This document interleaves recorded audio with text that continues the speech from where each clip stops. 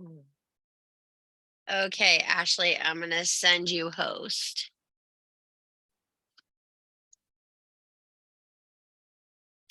Good afternoon, everyone. How are you? For some of you, this is the second time I'm seeing you. For some of you, it's the first time I'm seeing you today. We are going to get into a space. You need paper and a pencil if you would like to take notes. There will not be a PDF given for free. There will be one up in the store later on. If you were so kind as to register, you will get a code that will work for your PDF as a registered person. If you did not get an email and you registered and you use the link on Facebook, please let me know and I will take care of making sure you get an email out later this evening or tomorrow morning.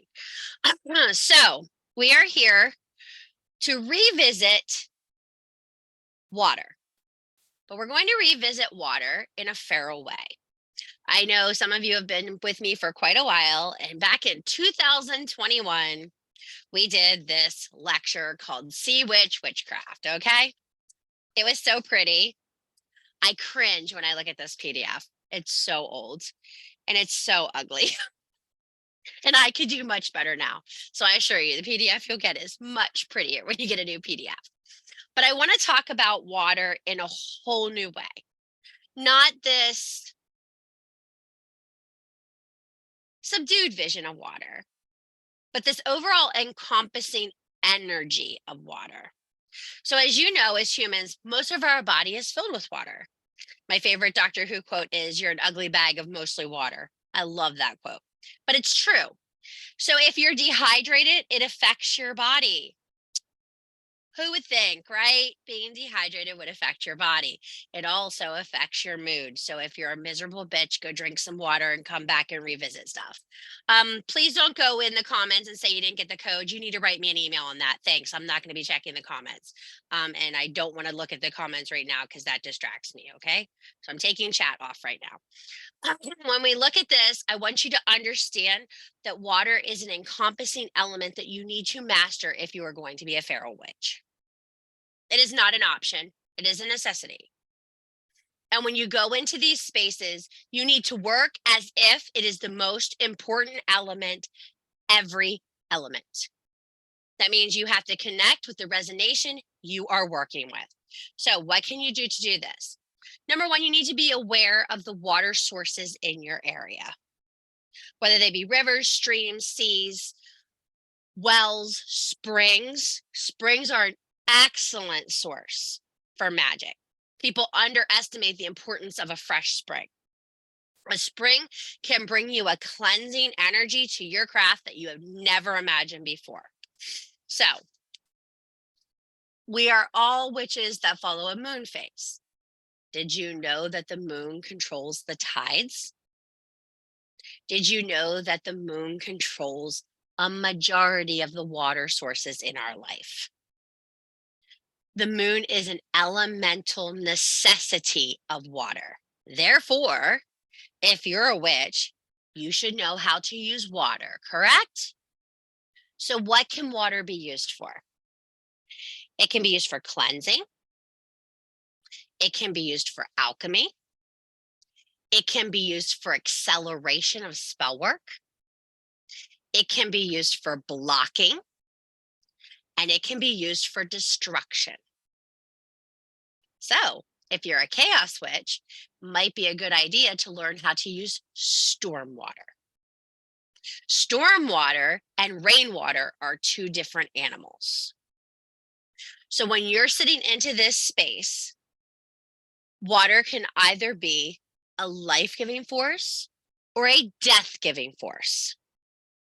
When you think about storms and you think about rain, you have to think about the insane potential that had to have occurred for this water to fall. So many witches overlook the importance of gathering rain and storm water. Now, you're going to drink this? Not necessarily. Are you going to bathe with this? Abso-fucking-lutely. Are you going to cleanse your altar spaces with it? Abso-fucking-lutely. Are you going to take water that comes out of a hurricane or a storm and use it for your craft? Abso-fucking-lutely. A feral witch will have more than 6 jars of water on her surface at all times. You should have fresh water. You should have seawater. You should have rainwater. You should have full moon rainwater. You should have new moon rainwater. You should have storm water. And if you're lucky enough to live in an area where natural disasters occur, you should have hurricane or flood water. Now, some witches get to live by the swamp and they can have swamp water. Swamp water is an excellent source of drowning your enemies and stagnating their potential. So, you really want to fuck with someone? You put their picture in the bottom of a mucky storm water and just let them sit there. Your intention with that element is going to go 100 miles an hour. It is a strong element. It is not only overlooked, but underappreciated. So, how do you get to a space where you value water? Number one, as a witch, you should be cleansing and making yourself sacred before every ritual, correct? How are you going to do that? Most of you use a bundle of sage, mugwort, juniper, along those lines. You know, the easiest thing to do is wash your feet with water and then ground. Doesn't have to go head to toe. You need to sacred yourself at the point of contact for your grounding. So if you know anything about me, you've worked with me in the past, or you've seen me do a ritual, one foot is always in a bucket of water in the summer and the other is on the ground. It is a balance. It allows me to elementally balance myself while I am trying to center my cauldron, my sacral cauldron. When you are working in these spaces, you need to have a working relationship with water. So, how do you do this? I would start by having a piece of paper where you draw the elemental symbol of water. Does anybody understand what this symbol is to look like? A womb space, a chalice. It holds that energy. It is the V with the closed top. Okay. So when you're thinking about water, you think about filling and holding and embracing. This is an element that can be contained. Fire is hard to contain, air is hard to contain. Earth and water should easily be able to be contained in your altar space, correct? It's kind of hard to catch air. I mean, if I know witches who keep balloons on their altar for air. And I think it's brilliant because they have that sacred element in that space. But water has to be held in something or it's all over the place. So, what a better realization as a woman than that womb space chalice. I know a lot of people who have a cups card on their altar to represent water if they don't want to have water. But I want you to think about the relationship you have with this element. Do you have a fear of water? A lot of people have a serious fear of water. They don't know how to swim. They're afraid of drowning. They're afraid of not having enough water. There's all kinds of fears that surround water. You have to rationalize your relationship with the element when you're going to be using it for working. Is that understandable? So, what's a great exercise? A lot of us live woodsy situations where we can wade out into water, or you live by a river where you can wade into water. If you have that opportunity, a great idea is to take an afternoon when it's nice, the water's not too high, and walk yourself in and meditate calmly and slowly and feel the flow. It's a great way to build a comfort level with working with the element, your hands through it. If you don't have that opportunity, sit in your bathtub, lower your head below the water that your ears are covered, and just listen. Water is a great conductor of magic. It is a great space in the liminal. A lot of people misunderstand, but if you create that liminal space by putting your head under the water, you're able to meditate a lot easier. And it's a big overlooked aspect of the craft. Water is not only a divination tool, can be used for necromancy and rebirth.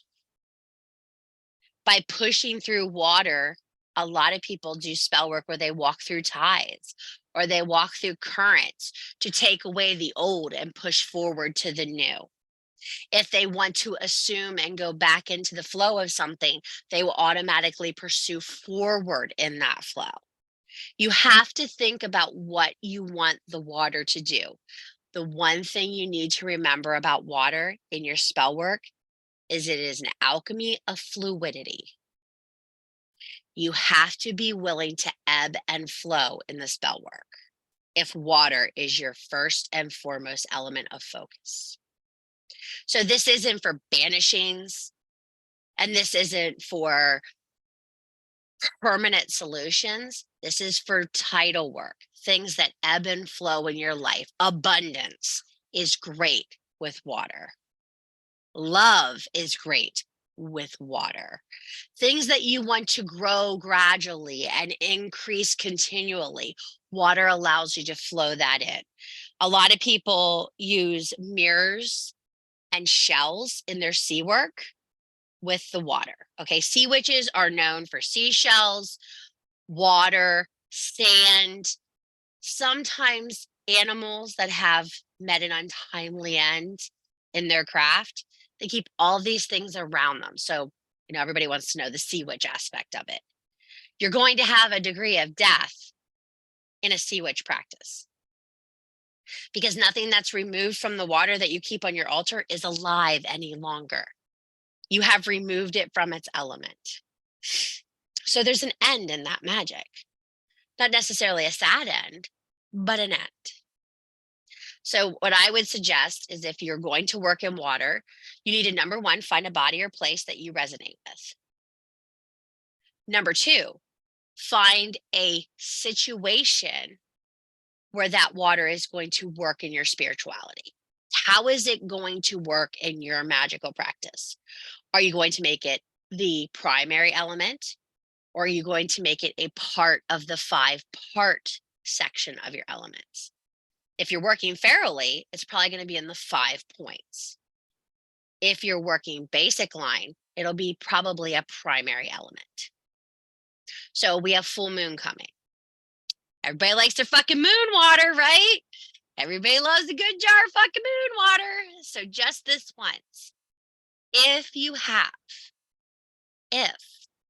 a body of water near you, go capture your water under the full moon. Not during the day, not in the liminal. I'm talking dark full moon. Wade in, create space, call down the moon. We all know how to call down the moon, correct? That's an old lady process. All us old ladies, we know how to do this. How about you youngins? You know how to call down the moon? We learned how to call down the moon with Miss Ravenwolf. Do I need to put that in the comments tonight? Guess I'll put that in the event, because Miss Ravenwolf taught us all how to call down the moon when we were 16 and riding a silver broomstick.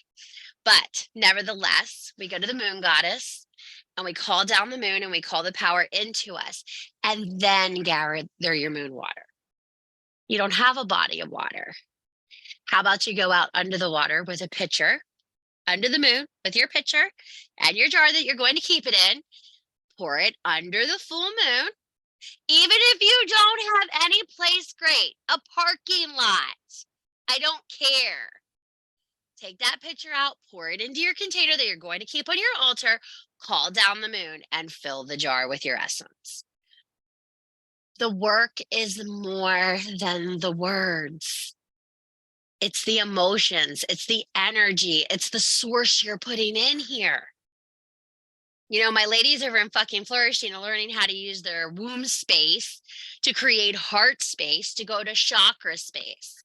Let's just this once get the moon space in your womb space, okay? Let's just pull it in. Can you imagine if you all go out and take a little bit of the moon? We'll all be looking at the same moon at the same time, and it'll be so amazing. And we'll all just be like connected, and we'll be like, kumbaya and shit. No, that's not what's going to happen. You're going to go under this moon. You're going to have your individual experience, but you're going to feel something you haven't felt in a long time. You ready? You're going to feel fucking connected, because we're going to do this at Lamas. Let's all go harvest this moon energy together. And what the goddess has put together, may the patriarchy feel at the roots of them coming apart. Filling our spaces, our vessels with this magical substance will fuel our altars till the next Sabbath. Keep that jar. That'll be your Lamas moon water. What a beautiful aspect. So if you have a body of water, go get it there. If you don't have a body of water, get it from your tap, put it in a jug, go out, put it in your jar. Please, please, please listen to me. Listen, Linda. No cupcakes if you don't listen, okay? Listen, Linda. No one drink the water from the source of a creek, stream, or ocean without boiling it, okay, dumbass? We don't need you getting a foreign microbe that you need a series of fucking shots and antibiotics for. And I don't want to hear, diarrhea because you drank creek water, okay? No. Have you watched Naked and Afraid? Do you have a survival straw? Do I have to send all of you a survival straw? Do not drink from the source unless you boil the water. First day, that means do you understand in Pennsylvania Dutch? First day? Okay. So when we're doing this, to take that exercise and really connect with that element, and over the next couple days, sit with it. Pull your cards with it.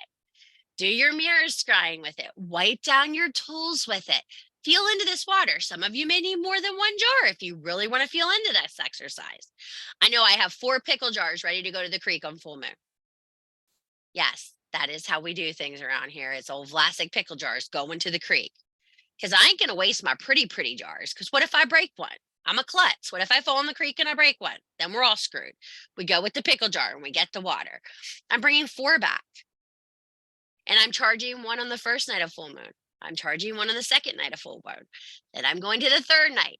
Then I'm holding that 4th one till Saturday night when I do my rebirth ritual for the harvest. When I do my fucking feral alignment for Lammas on Saturday night.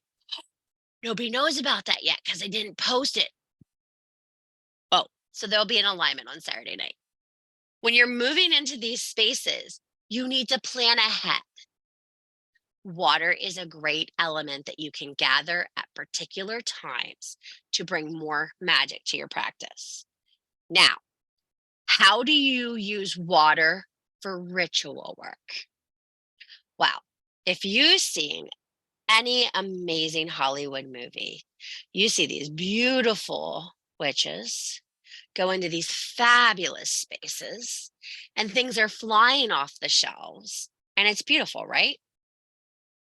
I would like to tell you a secret. It doesn't work like that.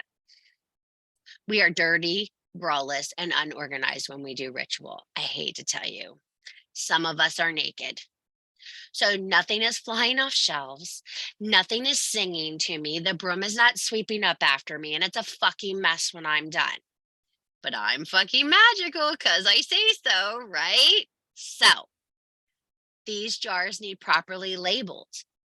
And being a responsible witch means properly destroying, removing, or discarding items when they're not used in a fashion. So if you are that witch that has moon water on your altar from 2020 and it's just sitting there in a jar, please get rid of it. If you are sitting there with storm water from 5 years ago, please get rid of it. Unless it is a life-altering event that you saved something from, get rid of it.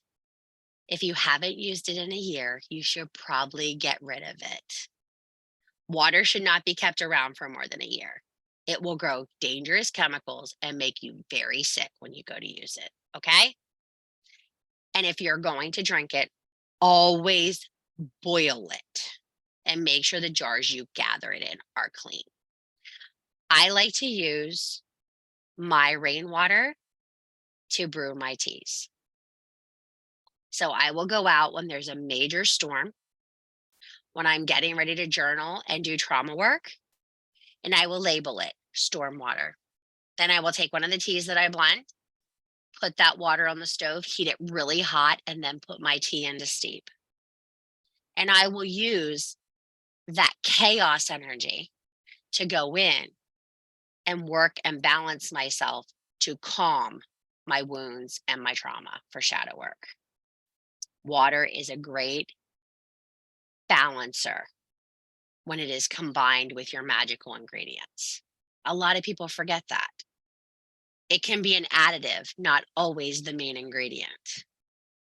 Your water is just as valuable as any other item you have in your apothecary. But keeping it for an extended amount of time where it doesn't help you is of no use to anyone. So, what have we learned so far?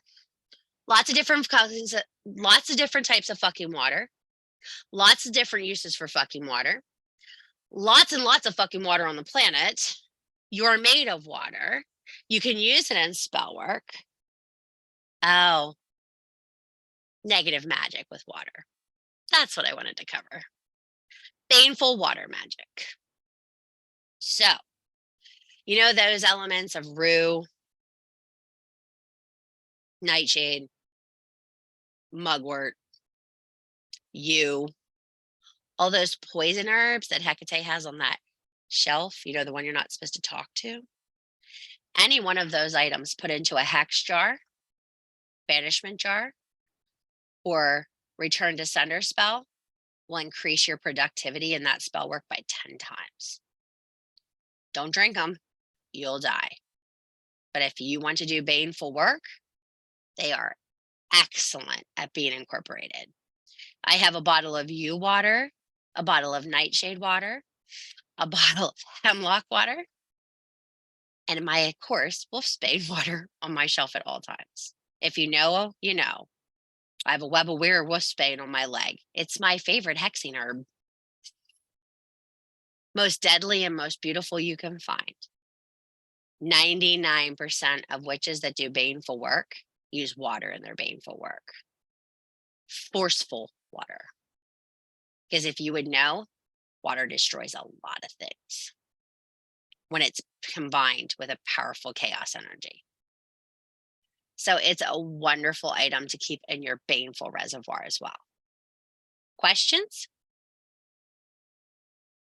You're all sitting there going, I wasn't counting on it being that fast fired tonight. No questions? I think we covered a lot of things. If you have questions, cares, or concerns, the video will go up on YouTube. It will be public. Go ahead and put your comments in there. Or if you'd like to have a conversation with me privately, please feel free. I appreciate you all coming tonight.